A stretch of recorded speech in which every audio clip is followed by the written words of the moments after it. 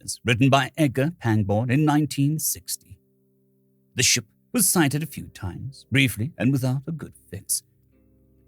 It was spherical, the estimated diameter about 27 miles, and was in orbit approximately 3,400 miles from the surface of Earth. No one observed the escape from it. The ship itself occasioned some excitement, but back there at the tattered end of the 20th century, what was of one visiting spacecraft more or less? Others had appeared before and gone away discouraged, or just not bothering. Three-dimensional TV was coming out of the experimental stage. Soon anyone could have a Dora the Doll or a grandson of Tarzan smack in his own living room. Besides, it was a hot summer. The first knowledge of the escape came when the region of Seattle suffered an eclipse of the sun, which was not an eclipse, but a near shadow, which was not a shadow, but a thing. The darkness drifted out of the northern Pacific. It generated thunder without lightning and without rain. When it moved eastward, the hot sun appeared. Wind followed, a moderate gale. The coast was battered by sudden high waves, then hushed in a bewilderment of fog. Before that appearance, radar had gone crazy for an hour. The atmosphere buzzed with the aircraft. They went up in readiness to shoot. But after the first sightings reports, only a few miles offshore, that order was vehemently cancelled. Someone in charge must have had a grain of sense. The thing was not a plane, rocket, or missile. It was an animal. If you shoot an animal that resembles an inflated gas bag with wings, and the wing spread happens to be something over 4 miles tip to tip, and the carcass drops on a city, it's not nice for the city. The Office of Continental Defense deplored the lack of precedent, but actually none was needed. You just don't drop 4 miles of dead or dying alien flesh on Seattle or any other part of the swarming homeland. You wait till it flies out to the ocean. If it will, the most commodious ocean in reach. It, or rather she, didn't go back over the Pacific. Perhaps because of the prevailing westerlies. After the Seattle incident, she climbed to a great altitude above the Rockies, apparently using an updraft with very little wing motion. There was no means of calculating her weight, or mass, or buoyancy. Dead or injured, drift might have carried her anywhere within 200 miles. Then she seemed to be following the line of the Platte and the Missouri. By the end of the day, she was circling interminably over the huge complex of St. Louis, hopelessly crying. She had her head drawn back most of the time into the bloated mass of body, but thrusted forwards now and then on a short neck, not more than 300 feet in length. When she did that, the blunt turtle-like head could be observed, the gaping, toothless, suffering mouth from which the thunder came, and the soft spinning purple eyes that searched the ground but found nothing answering her need. The skin color was mud brown with some dull iridescence and many peculiar marks resembling wheals or blisters. Along the belly, some observers saw half a mile of paired protuberances that looked like teats. She was unquestionably the equivalent of a vertebrate. 2 web-footed legs were drawn up close against the cigar-shaped body. The vast, rather narrow, inflated wings could not have been held or moved in flight without a strong internal skeleton and musculature. Theorists later argued that she must have come from a planet with a high proportion of water surface, a planet possibly larger than Earth, though of about the same mass and with similar atmosphere. She could rise in Earth's air, and before each thunderous lament, she was seen to breathe. It was assumed that immense air sacs within her body were inflated or partly inflated when she left the ship, possibly with some gas lighter than nitrogen. Since it was inconceivable that a vertebrate organism could have survived entry into the atmosphere from an orbit of 3,400 miles up, it was necessary to believe that the ship had briefly descended unobserved and by unknown means, probably on Earth's night side. Later on, that ship did descend as far as the atmosphere for a moment.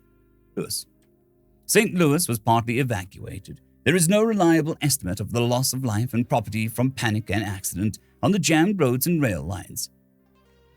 1,500 dead, 7,400 injured in conservative figure. After a night and a day, she abandoned that area, flying heavily eastward. The droning and swooping gnats of the aircraft plainly distressed her. At first, she had only tried to avoid them. But now and then, during her eastward flight from St. Louis, she made short, desperate rushes against them. without skill or much sign of intelligence, screaming from a wide-open mouth that could have swallowed a 4-engine bomber. 2 aircraft were lost over Cincinnati by collision with each other in trying to get out of her way. Pilots were then ordered to keep a distance of not less than 10 miles until such a time as she reached the Atlantic. If she did, when she could safely be shot down. She studied Chicago for a day. By that time, civil defense was better prepared. About 1 million residents had already fled to open country before she came, and the loss of life was proportionately smaller. She moved on. We have no clue to the reason why great cities should have attracted her, though apparently they did. She was hungry, perhaps, or seeking help, or merely drawn in animal curiosity by the endless motion of the cities and the strangeness. It has even been suggested that the life forms of her homeland, her masters, resembled humanity. She moved eastward, and religious organizations united to pray that she would come down on one of the lakes where she could safely be destroyed. She didn't. She approached Pittsburgh, choked and screamed and flew high and soared in weary circles over Buffalo for a day and a night. Some pilots who had followed the flight from the West Coast claimed that the vast lamentation of her voice was growing fainter and hoarser while she was drifting along the line of the Mohawk Valley. She turned south, following the Hudson at no great height.